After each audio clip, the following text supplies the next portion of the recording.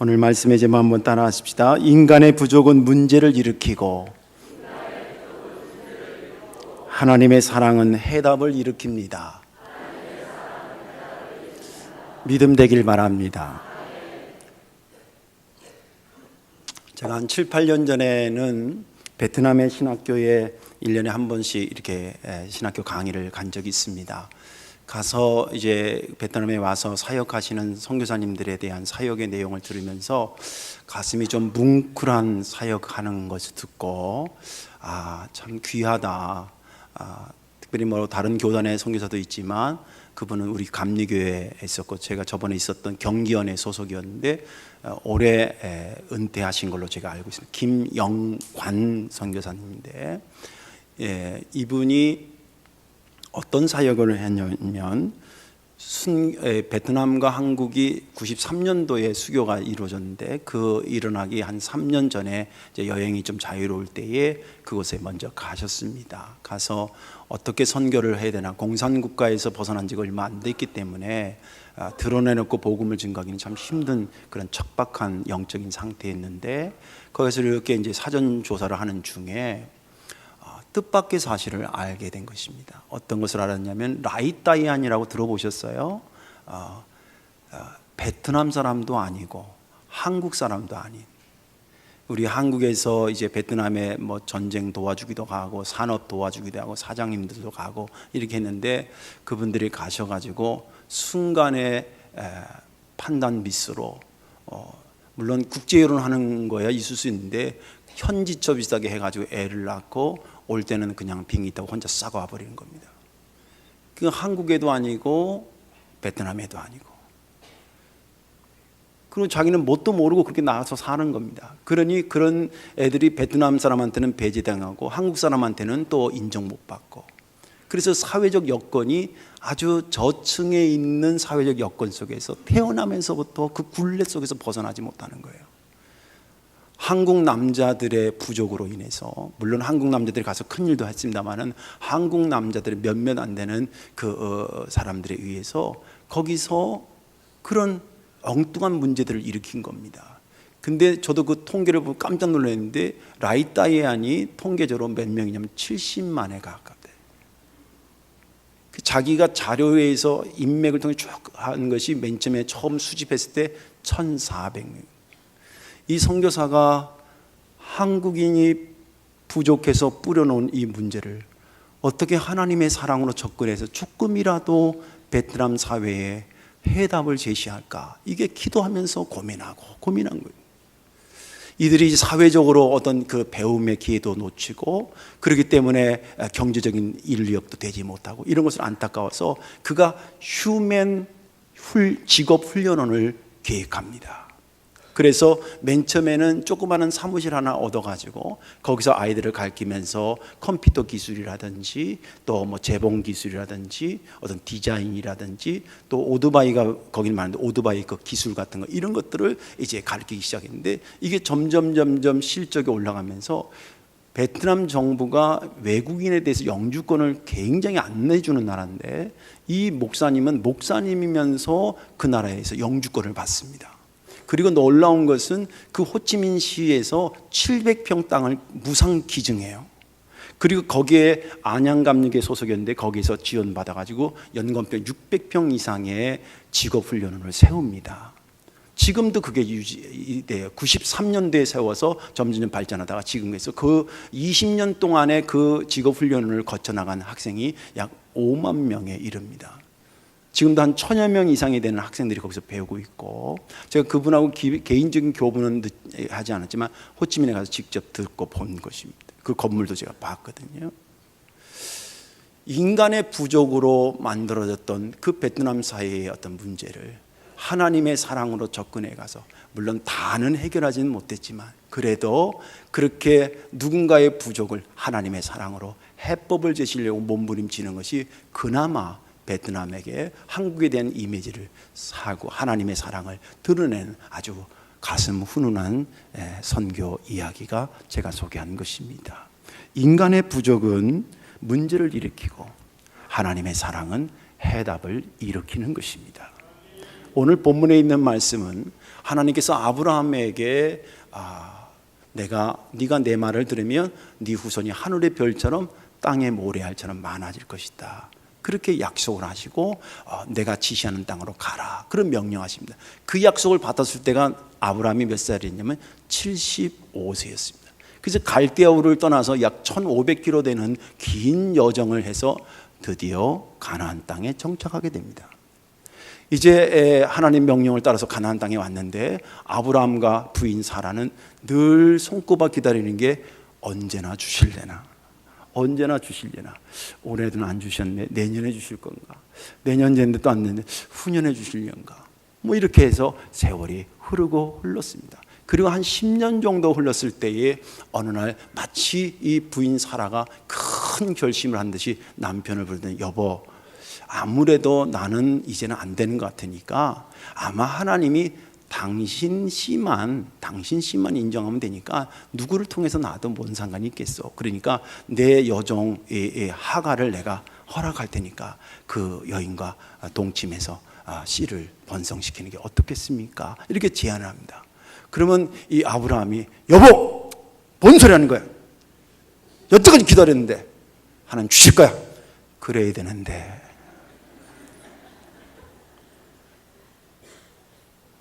이 아브라함이 뭐 참 그게 참 그렇게 할까?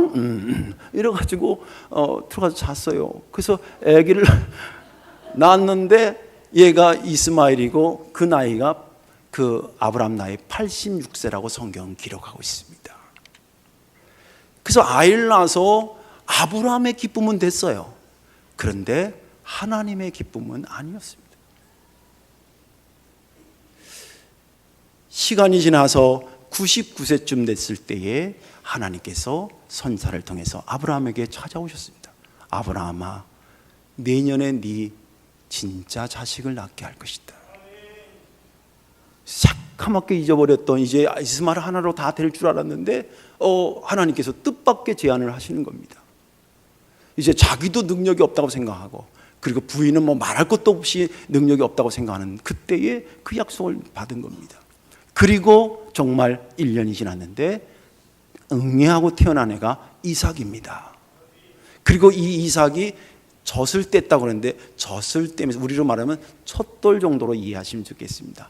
그 잔치를 벌리면서 오늘 본문의 이야기는 시작이 됩니다. 그렇게 100세의 아들을 낳았으니 눈만 뜨면 누구만 보이겠어요? 이삭만 보이지. 아브람만 그러겠어요? 그 부인 사라도 자기 세상에 자기 품에서 젖을 먹일 줄은 상상도 할 수 없었는데 그냥 토실토실한 게 너무너무 예쁜 거예요. 아장아장 걷는 게 너무너무 예쁜 거예요. 근데 그 유심히 애를 눈이 뚫어지게 맨날 보고 있는데 가끔 와가지고 하나가 탁 치고 도망가고 있는데 보니까 이게 이스마엘이 와서 그 짓 하는 거예요. 근데 이스마엘의 그 당시의 나이가 무슨 6살이다 7살이라 해서 지네끼리 꼬맹이끼리 튀고 이런 거라면 이해가 되는데 벌써 나이가 14살 내지 16살 정도 됐을 거예요. 평균 잡아서 15살 정도 되는 이스마엘이 알 건 웬만큼 아는 애인데 와서 이렇게 하는 거예요. 근데 이스마엘 입장에서는 또 이해가 돼요. 아니 자기가 이제 아브라함의 아버지의 어떤 그건 줄 알았더니 오늘 하나 주먹 같은 게 태어났는데 얘가 이제 진짜 백이라 그러니까 얼마나 얄미웠겠어요. 또 하갈도 하갈대로 그걸 말려야 되는데 그냥 귀양에 때릴 거면 확 때려라 이렇게 생각했던 것 같아요. 그게 이제 사라의 눈에 이제 탁 찍은 거죠. 그러니까 남편을 불러다가 그냥 바가지를 긁는 겁니다. 이스마엘이 이러는 거 당신 보면서도 그냥 모른 척하고 있냐고. 난 저걸 못 본다고. 당장 하갈하고 그 아들 때문에 보태면 싸가지고 내일 보내라고 막 그러는 거예요. 아브라함이 참 순해요. 그 얘기를 들었는데 이스마엘을 한번 보니 또 내 자식이고 부인 사라 눈을 보니 눈이 아주 도끼 눈을 하고 있고 막 이러니까 이러지도 못하고 저러지도 못하는데 오늘 성경 11절에 뭐라냐면 아브라함이 그의 아들로 말미암아 그 일이 매우 근심이 되었더라. 그렇지, 이게 쉬운 일이 아니잖아요. 어떻게 내보내? 그리고 그 당시에는 주거 지역에서 광야로 내보낸다는 것은 죽인다는 간접 살인의 의미를 갖고 있기 때문에 죽을지도 모르는데 누구네 친척 집으로 보내는 거라든지 그런 것도 아닌데 근데 하나님께서 그 고민하는 아브라함을 찾아오셨습니다. 뭐라 그러냐면 아브라함아 네 부인 말을 들어줘라. 그때부터 부인 말을 잘 들으면 잘 된다고 그러나 봐요. 부인 말을 들어줘라. 분명히 말하지만 이스마엘은 내가 말한 그 언약의 씨는 아니야. 그러나 이스마엘도 남에서 난 게 아니라 네 씨이기 때문에 내가 그로 하여금 한 민족을 이루게 할 테니까 걱정하지 말고 내보내라. 그 말의 용기를 가지고 해답을 얻고 이제 물을 한 부대 마련하고 먹을 걸 해서 내보냅니다. 아니나 다를까 주거 지역을 벗어나자마자 광야가 바란 광야에 그를 기다리고 있었고 그들이 헤매이다가 물도 떨어지고 먹을 것도 떨어지고 관목이라는 그 이스라엘 가면 좀 높지 않은 나무들이 근데 거기 몸 하나 이렇게 숨길 정도 그늘되는 조그마한 나무들이 있거든요. 거기에 쪼그리고 앉아가지고 차마 같이 죽지 못하니까 엄마가 저쯤에서 아들 울부짖음을 보면 같이 울고 있는 겁니다.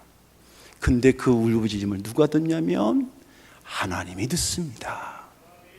그리고 천사를 통해서 하갈의 눈을 밝혀서 샘을 발견하게 되고 그 물을 마시게 하고 거기서 힘이 이제 물이 있으면 살 수 있으니까 거기서 힘을 얻어서 장수가 되고 또 애굽 여인과 함께 결혼까지 했다라고 하는 것이 본문에 있는 말씀입니다.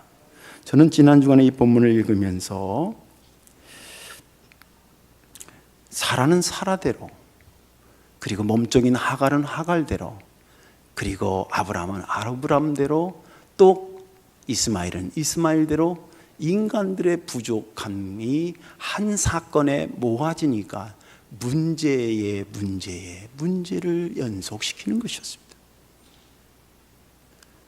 걷잡을 수 없도록 수습할 수 없을 정도로 문제가 심각해졌을 때에 하나님께서 하나님의 사랑으로 나아가셔서 거기에 제시하시면서 하나둘씩 해결하면서 모든 것이 순조롭게 해답으로 가는 그런 과정을 보면서 인간의 부족이 문제를 일으켜도 하나님의 사랑이 해답을 일으키니 인생은 살아가는 것이구나 하는 생각에 제가 은혜가 됐습니다. 오늘 여러분들 말씀에 은혜 받으시고 혹시 여러분들의 부족, 내 부족으로 인해서 문제가 생겼을 때 하나님의 사랑의 힘을 빌려서 그것을 해결해 나가시는 지혜로운 성도들이 되시기를 주의 이름으로 축원합니다. 어떻게 하나님의 사랑이 해답을 일으키는 것일까? 그것은 기준을 분명히 함으로 해답을 일으키셨습니다. 예를 들어보면 어느 가정에 아이가 한 명만 있을 때에는 그 아이가 잘 되는 것 그리고 윤리적으로 도덕적으로 신앙적인 기준 그 아이 하나만 놓고 그 기준으로 아이를 키우면 될 것입니다. 그런데 형제들이 많아져서 이제 4명, 5명이 됐다 그랬을 때에 부모의 사랑은 여러 가지 다양한 방법으로 표현되는데 그 중에 하나가 형제 간의 질서를 잡아주는 차원에서 하나의 기준을 딱 설정하면서 사랑을 표현할 수도 있습니다. 오늘 이 12절에 보면 하나님께서 하나님이 아브라함에게 이르시되 내 아이와 내 여종으로 말미암아 근심하지 말고 사라가 내게 이른 말을 다 들으라. 이삭에게서 나는 자라야 내 씨라 부를 것임이니라. 여기는 보면 12절에 하나님께서 뭔가 기준을 선명하게 세우고 있다고 하는 것을 느끼게 됩니다. 그 기준이 뭐냐면 이것은 아브라함을 높여주고 하갈을 무시하거나 부인 사라를 높이고 그 몸종을 무시하거나 또 몸종을 높이고 아브라함을 민망하게 만들거나 그런 원칙이 아니었습니다. 아까도 얘기했잖아요. 한 사람에게 있어서의 그것은 그냥 사랑해주고 그 기준을 따라가면 되지만 여러 사람이 있을 때는 선명한 기준을 질서적인 차원에서 세워줌으로 인해서 그것으로 문제를 풀어가셨다라고 하는 것입니다. 하나님께서 원칙은 뭐냐면 니는 두 아들이 생긴 거 아니에요? 이스마엘이든 이삭이든 이게 누가 내 씨를 물려받아 이렇게 혼돈에 있으면 안 돼. 내가 원하는 너한테 약속했던 언약의 백성은 이스마엘이 아니라 이삭이라는 거예요.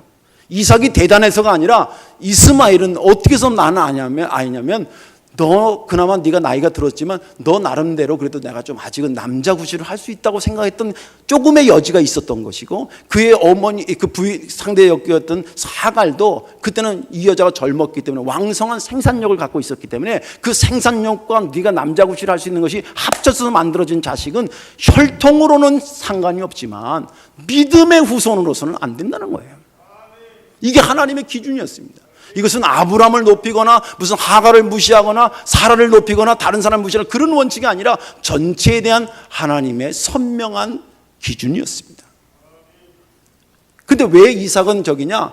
이삭은 네가 알다시피 나도 이제 못났다고 스스로 생각했고, 그리고 부인은 이미 사라는 그 전부터 못났다고 생각했던 그런 못나고 정말 혹시 생기는 것이라면 하나님에 대한 은혜로 되어진다라고 생각했을 때 거기에서 나온 자식이기 때문에 내가 원하는 믿음의 후손은 그런 후손이어야 된다고 주님은 기준을 세웠던 것입니다. 이것은 누구를 높이거나 낮추려고 하는 것이 아니라, 누구한테 혜택을 더 주고 누구한테 불이익을 주려고 하는 그런 기준이 아니라 하나님의 뜻과 하나님의 나라와 의를 구하는 선명한 기준이었던 것입니다. 오늘 여기 본문을 자세히 보면 사라는 사라대로 자기 나름대로 기준이 있었습니다. 또 하갈은 하갈대로 자기 나름대로 기준이 있었고, 아브라함은 아브라함대로 나름대로 기준이 있었습니다. 근데 이 기준의 특징들은 뭐냐면 자기 중심적이고 자기 이득적 기준입니다. 내가 자식 안 낳았을 때는, 못 낳았을 때는 그랬는데 나도 자식 낳고 보니까 아이고 저거 질질 끌려갈 필요가 없다고 생각한 거예요. 사라 입장에서는. 하갈은 또 그런 거예요. 아니 내가 뭐 불륜 저질러서 낳은 자식이야? 자기가 언젠가는 나보러 들어가서, 내가 들어가서 애 낳았더니 맨 처음에는 그 좋아하더니 이제서 자기 애 낳으니까 날 거지같이 취급해? 자기 나름대로 자기 이득적인 기준이 있는 겁니다. 아브라함은 내보내자니 이스마엘도 내 자식이고 쟤도 이삭도 내 자식인데 내가 어떻게, 이런 자기 나름대로 어떤 기준이 있었던 거예요. 그러나 그런 자기 이득적 기준으로 접근해 가면 문제가 해답을 얻는 것이 아니라 문제가 더 꼬여진다고 하는 것입니다. 주님이 원하는 것은 그것이 아니었습니다. 그래서 주님께서 선명한 기준을 있어요. 언약의 백성은 이런 거다. 니네들 가족 사이에서 뭐 이런 게 이루어지고 한 건데, 사실은 내가 너희들과 이건 살게 하고 자식을 낳게 하는 것은 언약의 백성을 만들기 위한 것인데, 그 언약의 백성이 누구냐 이거예요. 그걸 기준 삼으면 나머지 것은 정립되는 것이라고 말씀하셨던 것입니다. 일찍이 예수님께서도 우리들이 살면서 문제를 야기하는 모든 것들이 다는 아니지만 상당 부분에서는 자기 이득적 기준들을 자꾸 들이대면서 충돌이 생기고 하는 것을 알아서 주님 뭐라 하냐면 먼저 그의 나라와 의를 구하라 그런 겁니다. 여기서 저는 하나님 나라와 의를 구한다라고 하는 그 말도 중요하지만 더 중요한 것은 먼저라는 말에 던져 중요해요. 하나님 나라와 의를 구하긴 하는데 그것은 내 주장 내고 말 거 다 하고 나서 구한다면 그건 의미가 없는 거예요. 먼저라는 말은 기준을 의미하는 것입니다. 여러분 삶의 문제가 꼬인다 그럴 때에 그 문제를 어떻게 수습하는가 중에서 이것을 향한 하나님의 뜻과 원하는 것이 무엇인가를 먼저 빨리 찾으셔야 됩니다.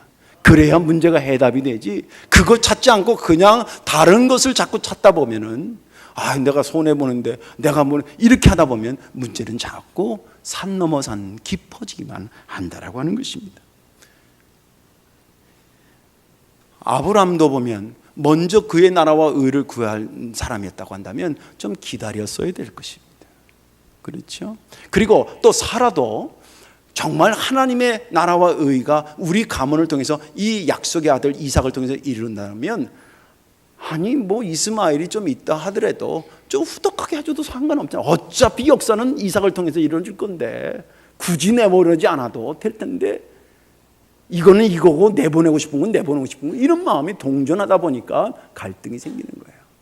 하갈도 몸종 하갈도 그렇잖아요. 자기가 맨 처음에는 자기를 통해서 이스라엘의 아브라함의 약속의 후손이 생겨지나 하고 낳았는데, 나중에 난데없이 몇 년 뒤에 그 본부인한테서 애를 낳는 걸 보면서 하나님의 뜻은 이렇게 흘러가는가 보다. 그리고 자기 위치를 지켜야 될 거 아닙니까? 다 먼저 하나님의 나라와 의를 구하는 것이 아니라 먼저 자기 나라와 자기 의를 구하는 거예요. 그러다 보니까 거기는 문제만 계속 나타나요.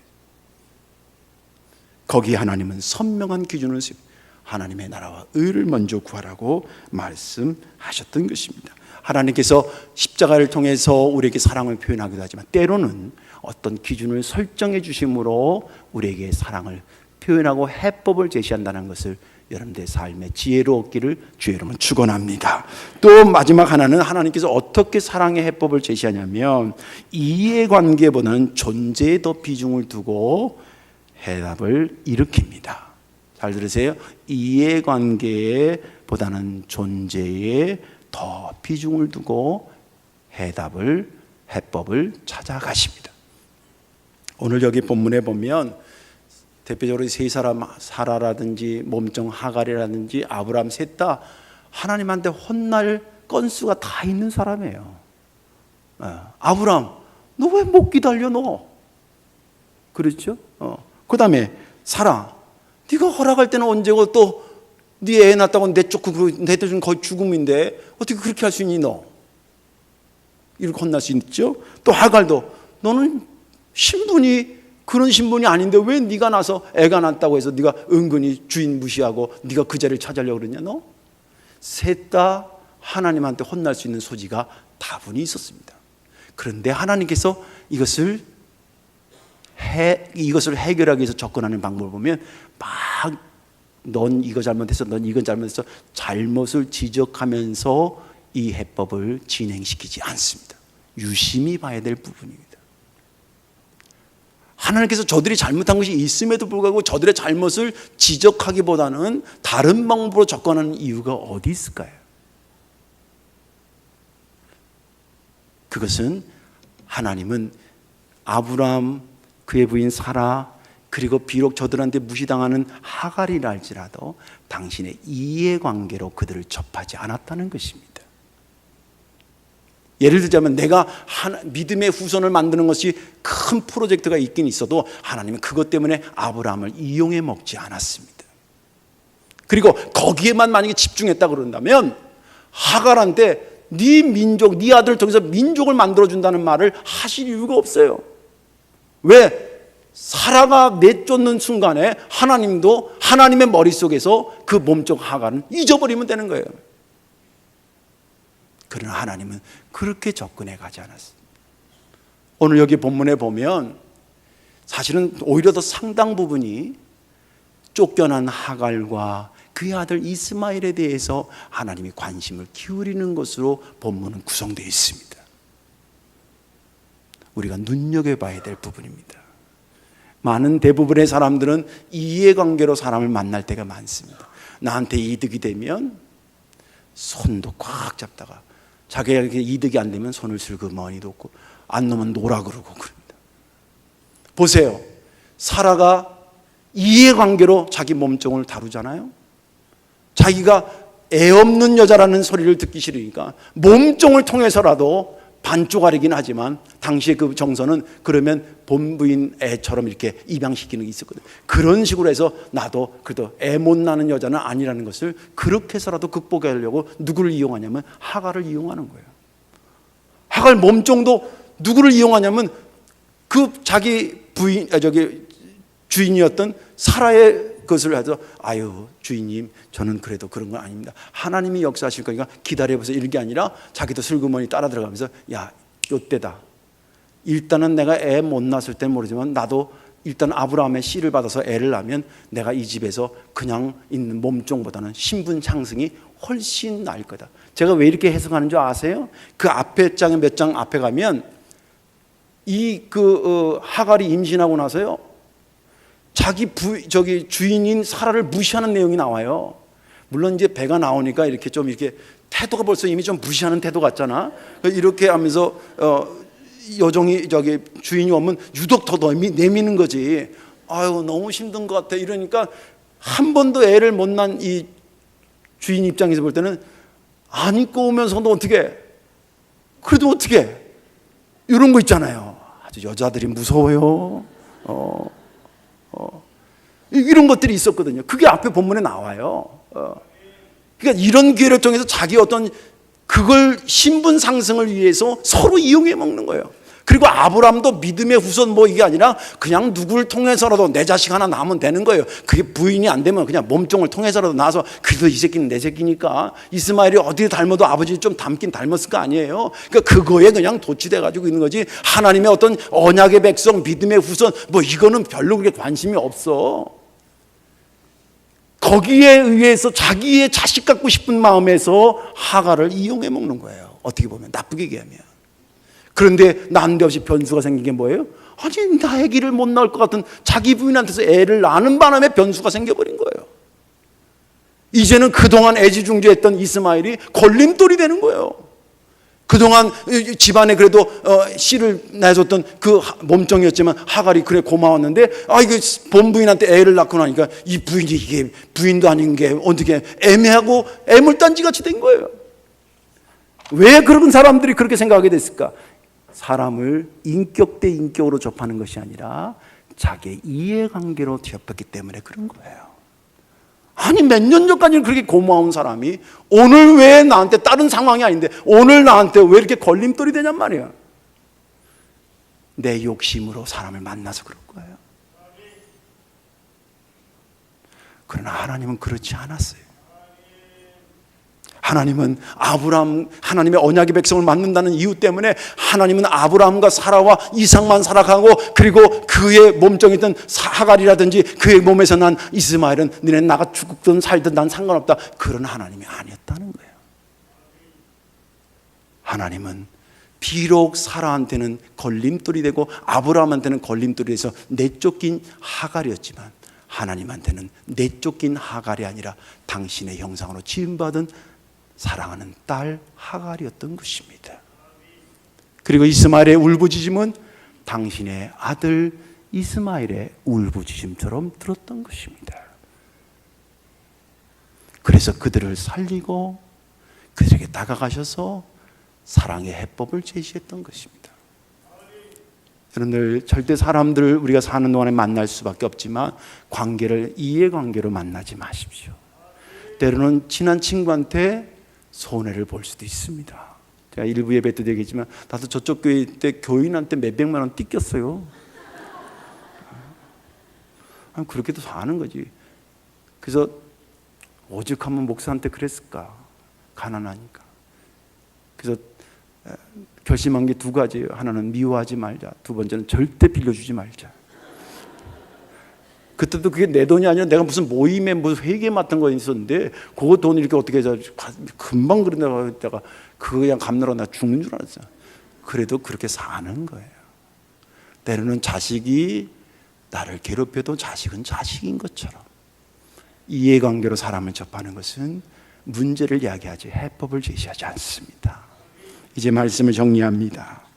우리는 오늘 인간의 부족이 만들어내는 많은 문제들을 봤습니다. 그것은 단순히 아브라함과 사라와 하갈에 대한 이야기만이 아니라 우리 부족 때문에도 지금도 많은 문제들이 야기될 것입니다. 그러나 너무나 감사한 것은 하나님이 해법임을 믿으시기 바랍니다.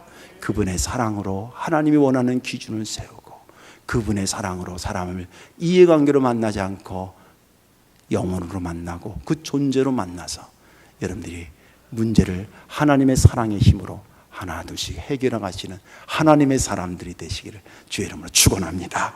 기도하겠습니다. 사랑과 은혜가 많으신 하나님 감사합니다. 너무나 부족한 것이 많은 저희들, 그로 인해서 부족으로 끝나는 것이 아니라 문제를 야기할 때가 너무 많이 있습니다. 존귀하신 아버지, 역사하시고 인도하신 하나님, 국리를 여기시고 복되게 하시사 하늘의 신령한 것으로 채워 주시옵소서. 우리의 삶의 문제를 하나님의 사랑의 능력으로 해답 얻어가는 복된 심령들 되게 하옵소서. 우리 주 예수님의 이름으로 축복하며 기도하옵나이다. 아멘.